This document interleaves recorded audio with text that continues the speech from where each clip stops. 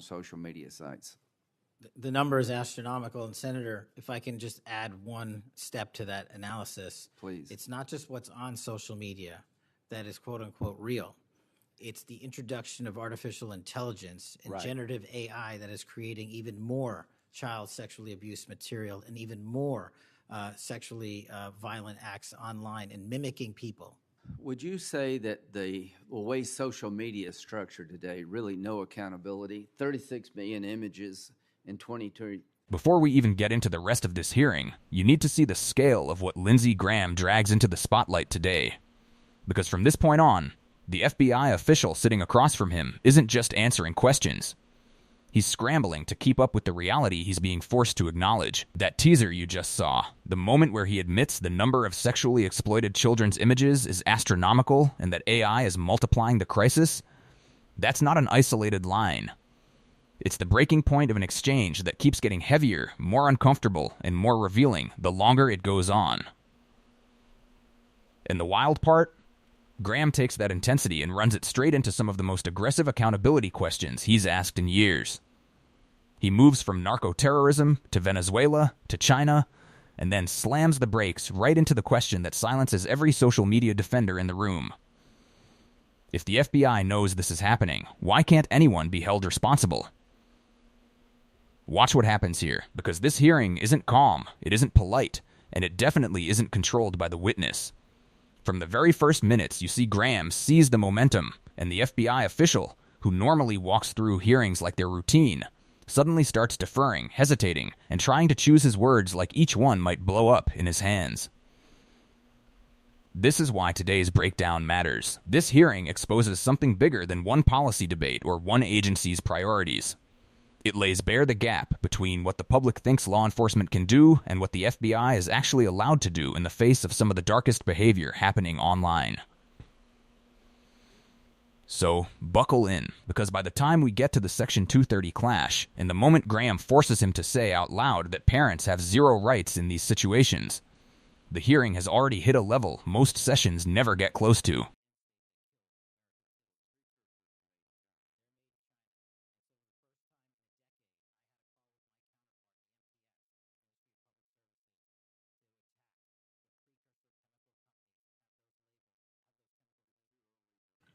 Senator Graham.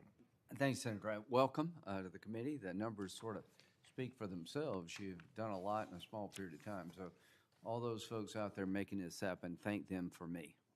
As to how to be an FBI agent, you've made a decision that local law enforcement folks, people who've served in law enforcement without a college degree are able to apply now. Is that correct? Yes, sir. Makes sense to me. So experience out in the field might be as valuable as a college degree, believe it or not. Venezuela.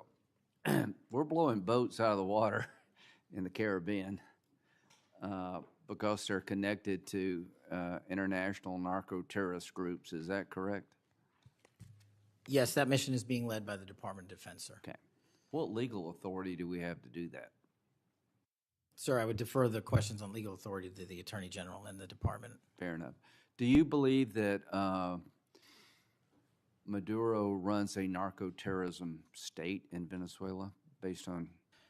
I believe based on the intelligence and prosecutions and investigations we are currently running, a large portion of the cocaine that exits out of South America, its origination point is in Venezuela, and using transshipment points through Haiti, they're using the navigable waterways in the Caribbean to the end state delivery, which is the United States of America, and we will hunt down every single one of those narco traffickers with the authorities. There's some actual indictments of Maduro as an individual for being involved in that.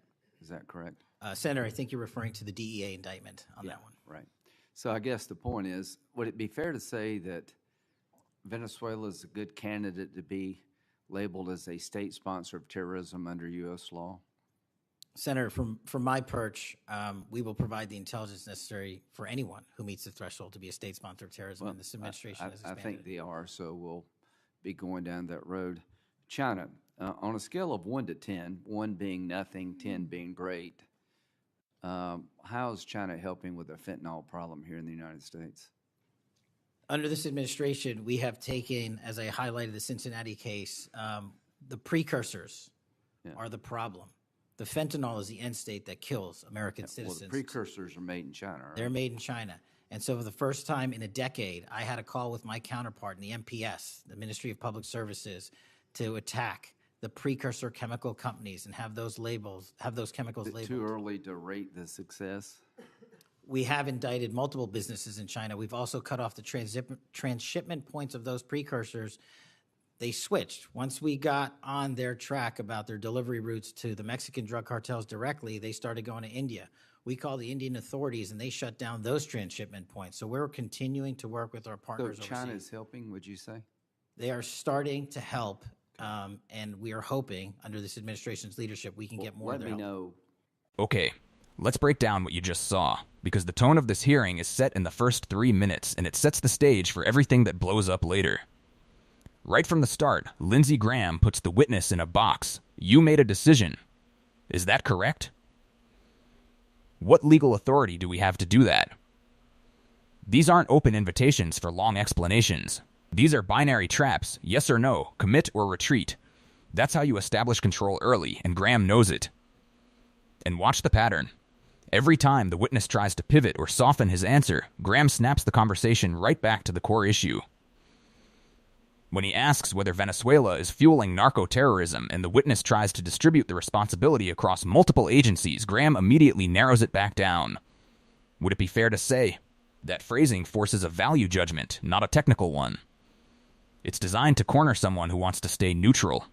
By the time we hit the conversation about China, the witness is already doing something that tells you he's losing ground. He keeps emphasizing what the FBI is trying, what partnerships are forming, what they hope will work. That is the language of someone narrating effort because they can't guarantee results. Graham hears that, and he leans in harder. Look closely at this part. When Graham asks, on a scale of 1 to 10, how is China helping? That's not a curiosity question. It's a pressure test. A numerical scale forces the witness to plant a flag. If he says a high number, he risks sounding naive. If he says a low number, he risks creating headlines. The witness does what cornered officials do. He tries to escape the scale entirely by saying it's too early to rate. That's the first real sign he's reacting, not controlling the exchange. The tension escalates when China's precursor chemicals come up. Graham is deliberately pushing the narrative that China is exporting the building blocks that kill Americans, and the witness attempts to show progress, indictments, shutting down routes, contacting foreign counterparts. But Graham's entire strategy here is to get him to admit the limits of that progress, and he succeeds, because the witness eventually concedes that China is only starting to help, and that it's too soon to know if it's real cooperation or temporary convenience. That's the theme of Act 1 of this hearing, Graham pushes. The witness hedges. Graham asserts, the witness defers. Graham asks direct questions, the witness offers contextual answers, and every one of those mismatches builds the pressure we feel later when the topic shifts from geopolitics to domestic harm, from cartels in China to American children being targeted online. Because once the witness has already shown a pattern of caution and limited authority, the stage is set for the moment Graham pounces. The accountability vacuum on social media platforms. That's when this hearing goes from tense to explosive.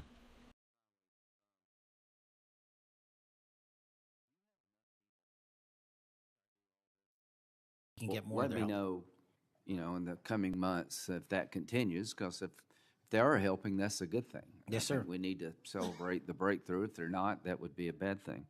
So after the assassination of Charlie Kirk, there seems to be one refrain from everybody, and that's about the effect of social media.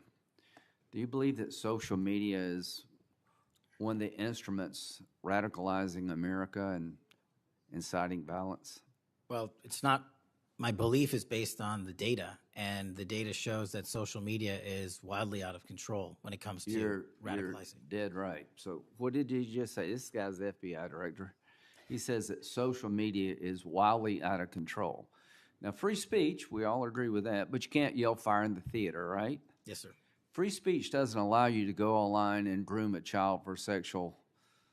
No, it does not. Okay, free speech doesn't allow you to go on the internet and basically incite somebody to kill another person, right? Absolutely not. So if it's illegal offline, it should be illegal online. Agreed? Whatever the law is.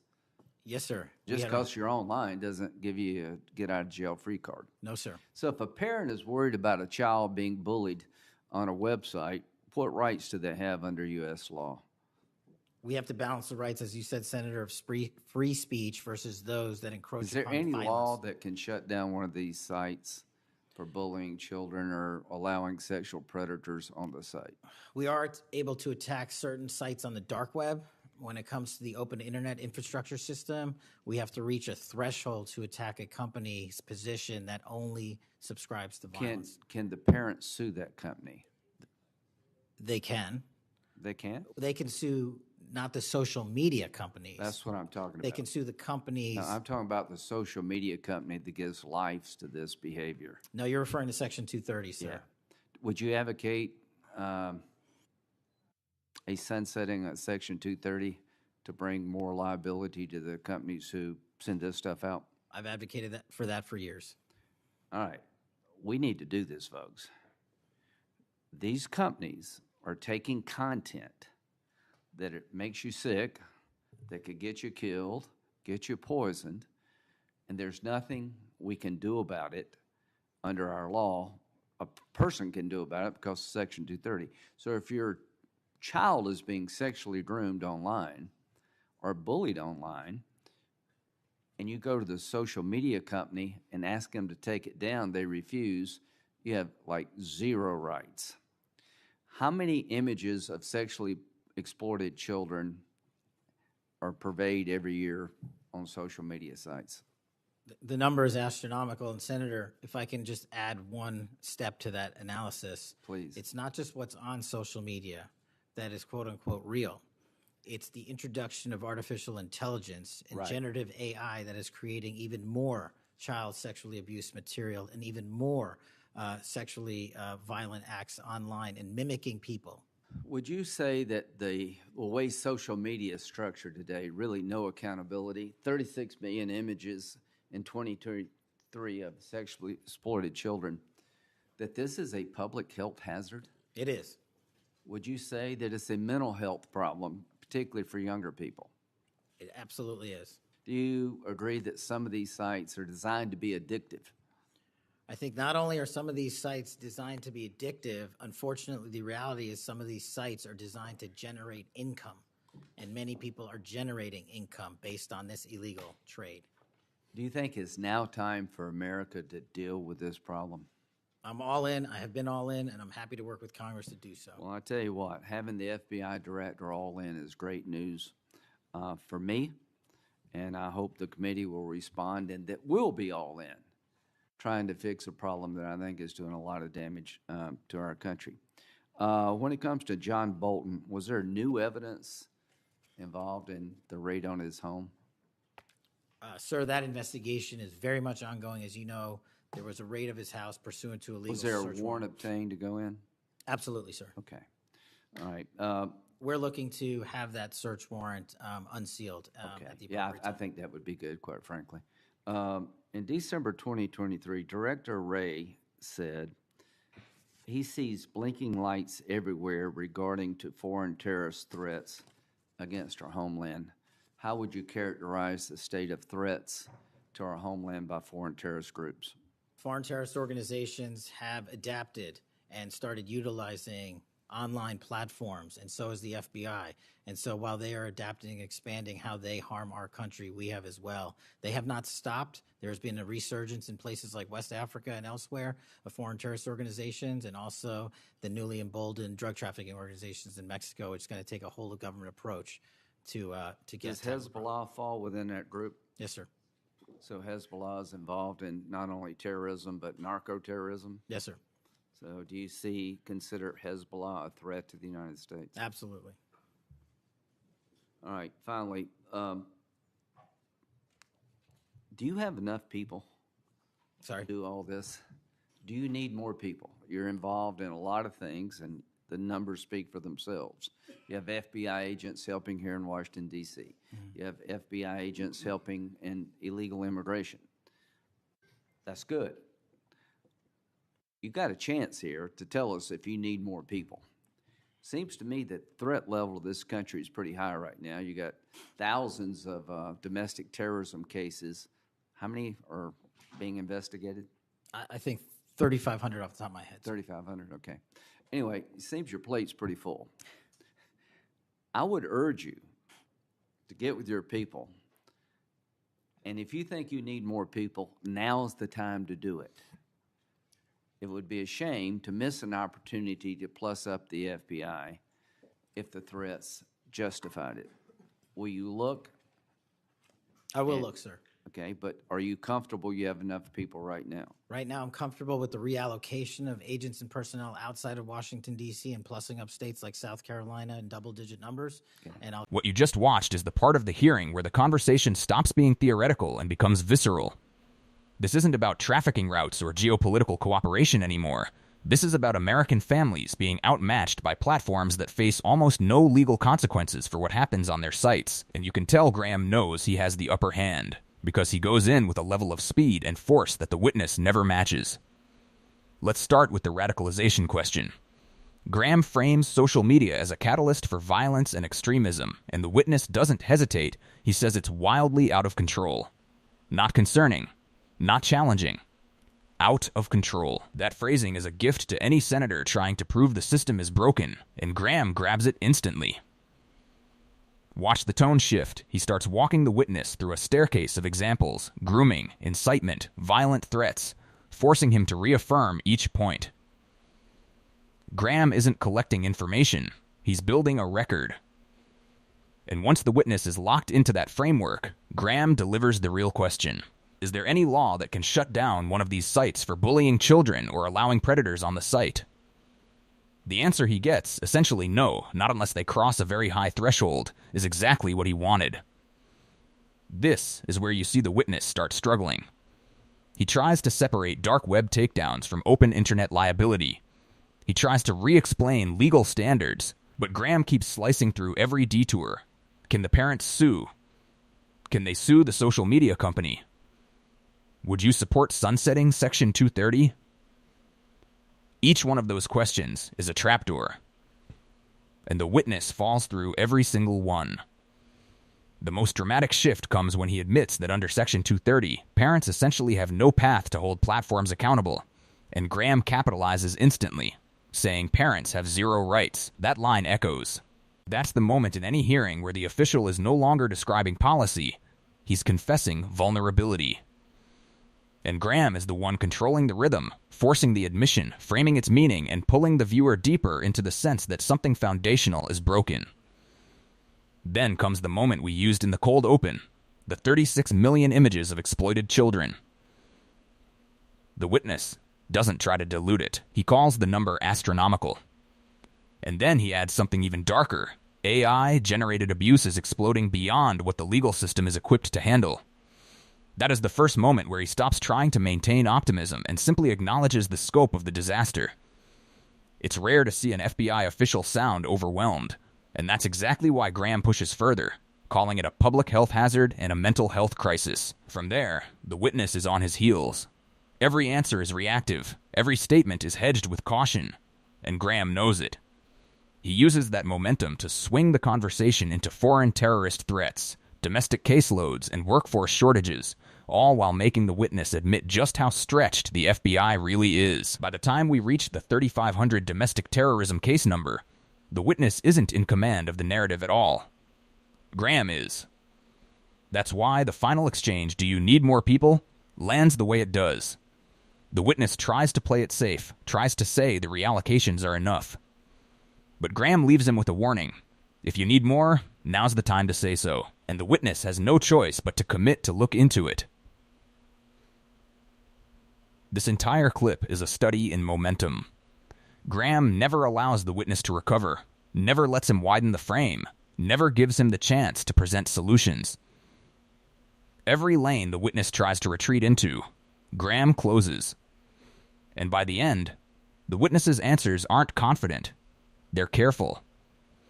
And that's why this hearing matters. It reveals an uncomfortable truth. The threats are evolving faster than the laws designed to stop them. Platforms are growing faster than their accountability frameworks, and the agencies tasked with protecting the public are reaching their breaking point. This wasn't just a hearing. It was a pressure test. And today, for once, the pressure actually showed. If you want more breakdowns like this where powerful people get pressed on the record, hit subscribe and drop your take in the comments. Who do you think came out stronger in this hearing? And what was the one moment that changed the whole exchange?